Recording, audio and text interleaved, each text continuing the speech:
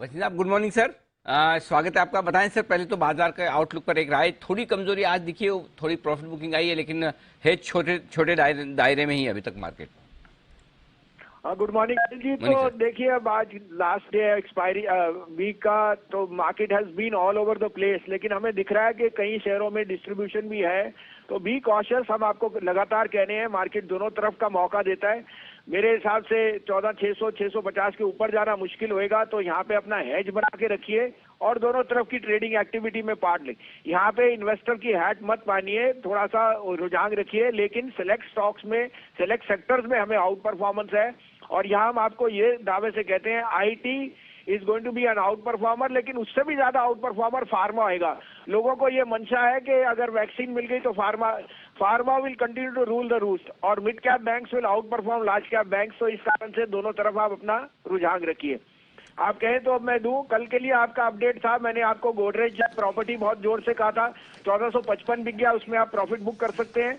और सन फार्मा, वो कल ही आपको 3% का अपसाइड, 2.5% अपसाइड दिया, उसमें भी प्रॉफिट बुक कीजिए। शॉर्ट साइड पे आपको हिंडाल्को दिया था, वो टारगेट हिट हो गया। और आपको अशोक लीलैंड दिया था शॉर्ट, वो भी 117 बिक गया।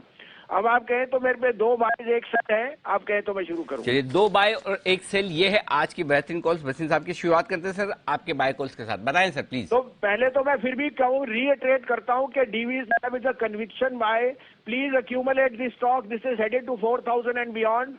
Pfizer's largest outsourcer in China has stopped that contract and it will all, और DVs is in the process of enlarging their production facility। इस समय जो अपनी प्रोडक्शन फैसिलिटी बढ़ा रहा हो, वो यही इंडिकेट कर रहा है कि आगे का उसको रुझान बहुत अच्छा है। आज का मेरा टॉप फार्मा पिक अगेन उसी स्पेस में है, Aurobindo pharma. Outperforming stock, this deserves to be 1,200 rupees, but in the near term 925 to 930 to 35 में लीजिए। 915 का स्टॉप लॉस है, 980 to 1000 का टारगेट फॉर द ट्रेडर। दूसरा बाय है, अगेन कन्विक्शन बाय यहाँ पे है, क्योंकि net interest income and margin will be the highest for बंधन बैंक इन दिस क्वार्टर। 366-67 में लीजिए, वॉलेटाइल शेयर है, 361 का स्टॉप लॉस है, 385 का टारगेट। और सेल में है सर, जो डिसअपॉइंट कर सकता है, जिसके रिजल्ट कल है, एचडीएफसी बैंक।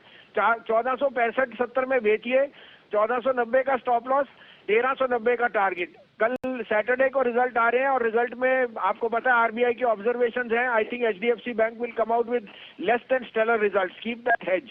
परफेक्ट। तो हेज के तौर पर एचडीएफसी बैंक को बेचना है, लेकिन खरीदना है वो शेयर जो कमजोर है। और औरोबिंदो फार्मा ऑलरेडी करेक्शन दिखा चुका है, अब ये खरीदने का मौका दे रहा है। 930-35 में खरीदना है, 915 का स्टॉप लॉस, 980-1000 तक के टारगेट के लिए फिर से करें खरीदारी। वहीं बंधन बैंक में करें खरीदारी, 366-367। और बंधन बैंक काफी पहले भजन साहब ने शॉर्ट कॉल भी दिया था जब बड़ा मजबूत था, अब कमजोर हो गया करेक्शन के बाद, तो यहां खरीदना चाहिए। 361 स्टॉप लॉस रखिएगा, 385 का टारगेट। एचडीएफसी बैंक हेज कर लीजिए शॉर्ट करके, कल रिजल्ट्स आने वाले हैं, सोमवार को जो भी होगा गैप से होगा। 1465-1470 की रेंज में शॉर्ट कीजिए, 1490 का स्टॉप लॉस, 1390 तक के टारगेट के लिए। ये है राय वसीम साहब की तरफ से।